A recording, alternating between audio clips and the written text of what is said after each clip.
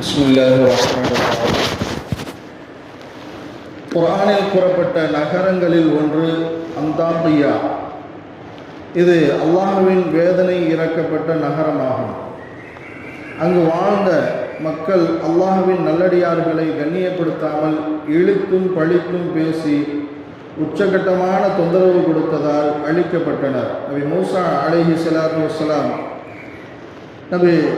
மூசா அலைஹிஸ்ஸலாத்து வஸ்ஸலாம் ஹிதர் அலைஹிஸ்ஸலாத்து வஸ்ஸலாம் சம்பந்தமாக வரும் வரலாற்றில் ஃபன்தலகா ஹத்தா இதா அத்தயா அஹ்ல கர்யத்தின் இஸ்தத்அமா அஹ்லஹா ஃபஅபவ் அன் யுضيفوهما فوجدا فيها جدارا يريد أن ينقض فأقاما قال لو شئت لاتخذت عليه أجرا. பின்னர் அவ்விருவரும் வழி நடந்து இருவரும் ஒரு கிராமத்தாரிடம் வந்து சேர்ந்தார்கள்.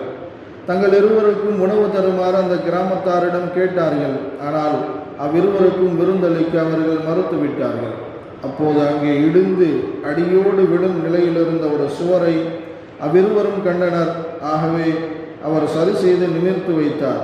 இதை கண்ட மூசா, நீங்கள் நாடி இருந்தால் இதற்கென ஒரு கூலியை பெற்றிருக்கலாமே என்று மூசா கூறினார் என்ற வசனத்தில் குறிப்பிடப்படும் கிராமம் இதுதான். மேலும் சூரா யாசீனில் வருகிற வல்லரிபு லஹும் மஸலன் அஸ்ஹாபல் கர்யா இது ஜாஅல் முர்ஸல். நபியே, நம் தூதர்கள் ஒரு ஊர்வாசிகளிடம் வந்தபோது நிகழ்ந்ததை அவர்களுக்கு உதாரணமாக சொல்வீராக என்ற வசனத்தில் வருகிற ஊரும் இதுதான்.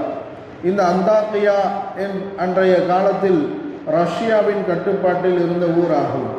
இன்று அது துருக்கி ஆளுகையின் கீழ் உள்ளது. அந்த ஊர் பாரம்பரியம், கல்வி, வியாபாரம் ஆகிய 3 விஷயங்களில் தன்னிறைவு பெற்ற ஊராக இருந்தது. அந்த ஊருக்கு 3 தூதர்கள் வந்தார்கள். இது அர்சல்னா இலைஹி முஸ்னைனி ஃபகذبوهما ஃபஅஸஸனா பிஸாலிஸின் ஃபகாலு இன்னா இலைக்கும் முர்ஸலூன். நாம் அவர்களிடம் தூதர்கள் இருவரை அனுப்பிய போது அவ்விருவரையும் அவர்கள் பொய்யாக்கினார்கள். ஆகவே அவர்களை 3வது தூதரை கொண்டு வலுப்படுத்தினோம். ஆகவே நிச்சயமாக நாங்கள் உங்களிடம் அனுப்பப்பட்ட தூதர்கள் ஆவோம் என்று அவர்கள் கூறினார்கள். இந்த 3 தூதர்களும் நபி ஈசா அலைஹிஸ்ஸலாத்து வஸ்ஸலாம் அவர்களால் அந்த ஊரின் ஏகத்துவ பிரச்சாரத்திற்கு அனுப்பப்பட்டார்கள். முதலில் 2 தூதர்களும் பின்னர் ஒருவருமாக மொத்தம் 3 தூதர்கள் அனுப்பப்பட்டனர். ஆனால் அம்மக்கள் அந்த தூதர்களை பொய்ப்படுத்தினார்கள். காலு மா அன்தும் இல்லா பஷரும் மிஸ்லுனா வமா அன்ஸல ரஹ்மானு மின் ஷைஇன் இன் அன்தும் இல்லா தக்திபூன். அதற்கு அம்மக்கள், நீங்களும் எங்களை போன்ற மனிதர்களே என்று வேறல்ல, அர்-ரஹ்மான் உங்களுக்கு எதனையும் இறக்கி வைக்கவில்லை, நீங்கள் பொய்யே கூறுகிறீர்களே என்று வேறில்லை என்று கூறினார்கள். ஆனாலும் அந்த தூதர்கள் தாங்கள் வந்த நோக்கத்தை அந்த மக்களிடம் தெளிவுபடுத்தி கூறினார்கள். காலு ரப்புனா யஅலமு இன்னா இலைக்கும் லமுர்ஸலூன். இதற்கு அவர்கள், நிச்சயமாக நாங்கள் உங்களிடம் அனுப்பப்பட்டுள்ளவர்கள் என்பதை எங்கள் இறைவன் நன்கு அறிவான் என்று கூறினர். வமா அலைனா இல்லல் பலாகுல் முபீன். இன்னும் எங்கள் கடமை இறைவனின் தூது செய்தியை விளக்கமாக எடுத்துச் சொல்வதை தவிர வேறில்லை என்றும் கூறினார்கள். ஆனால் அந்த தூதர்களை பொருட்படுத்தாத அந்த மக்கள் அவர்களை தூற்றினர், எச்சரிக்கை விடுத்தனர். காலு இன்னா தطيرنا بكم لئن لم تنتهوا لنرجمنكم وليمسنكم منا عذاب أليم. அதற்கு அம்மக்கள் கூறினார்கள், நிச்சயமாக நாங்கள் உங்களை துர்ச்சகுனமாகவே கருதுகின்றோம். நீங்கள் இதிலிருந்து விலகி கொள்ளாவிட்டால் உங்களை திட்டமாக கல்லால் அடிப்போம். மேலும் எம்மிடமிருந்து உங்களை நோவினை செய்யும் வேதனையும் பிடித்து கொள்ளும். இந்த தூதர்கள் அந்த ஊரில் நுழைவதற்கு முன்பாக அதன் எல்லையில் கால்நடைகளை மேய்த்து கொண்டிருந்த ஹபீபுன் நஜ்ஜார் என்னும் ஒரு பெரியாரை சந்தித்தார்கள். நாங்கள் நபி ஈசா அலைஹிஸ்ஸலாத்து வஸ்ஸலாம் அவர்களின் தூதர்கள் என்று கூறி அவரிடம் இஸ்லாத்தை எத்தி வைத்தார்கள். அதற்கு அப்பெரியவர், நீங்கள் இவ்வாறு கூறுவதற்கான ஆதாரம் என்ன என்று கேட்டார். அதற்கு அவர், அல்லாஹ்வின் அருளால் நாங்கள் குஷ்டரோகம் உட்பட எந்த வியாதியாக இருந்தாலும் அதனை குணப்படுத்தி விடுவோம், அதுதான் ஆதாரம் என்று கூறினார்கள். உடனே அப்பெரியார், நீங்கள் நீண்ட காலம் உடல்நிலை சரியில்லாமல் இருந்த தமது மகனை அழைத்து வந்தார். அவர்கள் அல்லாஹ்வின் பெயர் கொண்டு அவரது வியாதியை குணப்படுத்தினார்கள். உடனே ஹபீபுன் நஜ்ஜார் ரஹ்மத்துல்லாஹி அவர்கள் இஸ்லாத்தை ஏற்றுக்கொண்டார்கள். இதை அறிந்த அவ்வூர் மக்கள் தங்களது வீடுகளில் இருந்த நோயாளிகளையும் அழைத்து வந்து அவர்களிடம் குணம் பெற்றனர். இச்செய்தி அரசருக்கு கொண்டு செல்லப்பட்டது. அவர் அவர்களை அழைத்து விசாரித்தார். அவர்கள் தாங்கள் நபி ஈசா அலைஹிஸ்ஸலாத்து வஸ்ஸலாம் அவர்களின் தூதர்கள் என்பதையும் தாங்கள் வந்த நோக்கத்தையும் அரசரிடம் எடுத்துரைத்தனர். ஆனால் அவர்களது ஏகத்துவத்தை ஏற்றுக்கொள்ளாத அரசரும் அந்த ஊர் மக்களும் அம்மூன்று தூதர்களையும் ஹபீபுன் நஜ்ஜார் என்னும் அப்பெரியவர்களையும் கொடூரமாக கொலை செய்து விட்டனர். எனவே ஒரு பெரும் சப்தத்தின் மூலமாக அந்த ஊரை அல்லாஹு தஆலா அழித்து விட்டான். அந்த சப்தத்தை கேட்டதும் அவர்கள் எரிந்து சாம்பலாகி போனார்கள். ஒரே ஒரு பேரொளி, அவ்வளவுதான். அவர்கள் அனைவரும் சாம்பலாயினர். நல்லடியார்களுக்கு தொல்லை கொடுத்தால், அவர்களுக்கு கொடுக்க வேண்டிய கண்ணியத்தை கொடுக்காமல் இருந்தால் அதனால் ஏற்படும் விளைவு என்ன என்பதை இதன் மூலம் அறிந்து கொள்ளலாம். இந்த அந்தாக்கியா நகரம் பழமையான நகரம். அது அழிக்கப்பட்டதற்கு பிறகு பிற்காலத்தில் கலீஃபா உமர் ரலியல்லாஹு அன்ஹு அவர்களின் ஆட்சி காலத்தில் ஹஜ்ரத் அபூ உபைதா இப்னுல் ஜர்ராஹ் ரலியல்லாஹு அன்ஹு அவர்கள் மூலம் அந்த நகரம் புது பொலிவு பெற்றது. அப்போது அவ்வூர் மக்கள் அனைவரும் இஸ்லாத்தை ஏற்றனர். ஹஜ்ரத் அபூ உபைதா ரலியல்லாஹு அன்ஹு அவர்கள் நபி அவர்களால் சொர்க்கத்தை கொண்டு நன்மாராயம் கூறப்பட்ட 10 சஹாபாக்களில் ஒருவர் ஆவார்கள்.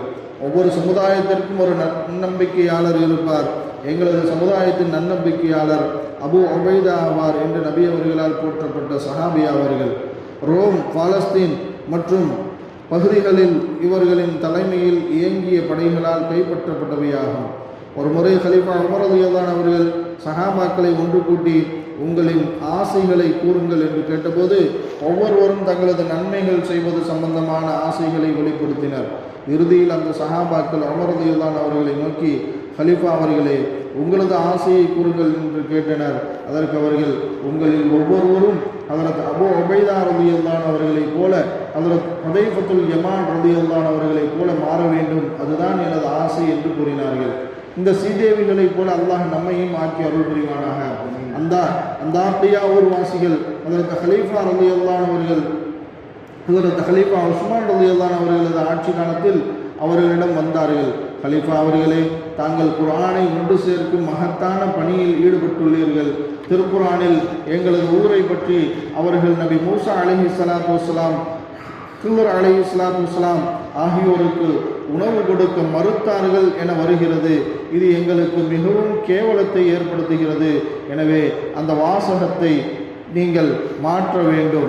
அதிலுள்ள ஃபஅபவ் உணவு கொடுக்க மறுத்தார்கள் என்ற வாசகத்தை மாற்றி ஃபஅதவ் உணவு கொடுத்தார்கள் என்று எழுத வேண்டும். அதாவது கீழுள்ள ஒரு புள்ளியை அழித்துவிட்டு மேலே 2 புள்ளிகளை வைத்துவிட வேண்டும் என்பதாக கோரிக்கை வைத்தார்கள். ஆனால் கலீஃபா அவர்களோ, குர்ஆனுடைய ஒரு எழுத்தில் நான் கை வைத்தாலும் எனது கழுத்து போய்விடும் என்று கூறி அதை செய்ய மறுத்துவிட்டார்கள். ஆனால் பிற்காலத்தில் அவர்களுக்கு எதிராக அதே போன்ற ஒரு மாற்றத்தை அந்த அந்தாக்கியாவை சார்ந்த ஒருவர் செய்ததால் அவர்களை படுகொலை செய்யப்படுவதற்கு காரணமாக அது அமைந்தது. ஆம், ஒரு கடிதத்தில், இதா ஆத்தாக்கும் அப்துல்லாஹ் இப்னு அபீ பக்கர் ஃபஅக்பலு, உங்களிடம் அப்துல்லாஹ் இப்னு அபூபக்கர் வந்தால் அவரை பொறுப்பாளராக ஏற்றுக்கொள்ளுங்கள் என்று எழுதி அனுப்பினார்கள். அக்கடிதம் தனது கை வரப்பெற்ற ஒரு அந்தாக்கியவாசி அதில் சூது செய்தார். ஃபஅக்பலு, அவரை ஏற்றுக்கொள்ளுங்கள் என்ற வார்த்தையை ஒரே ஒரு கீழ் புள்ளியை எடுத்து 2 மேல் புள்ளிகளை வைத்தார்.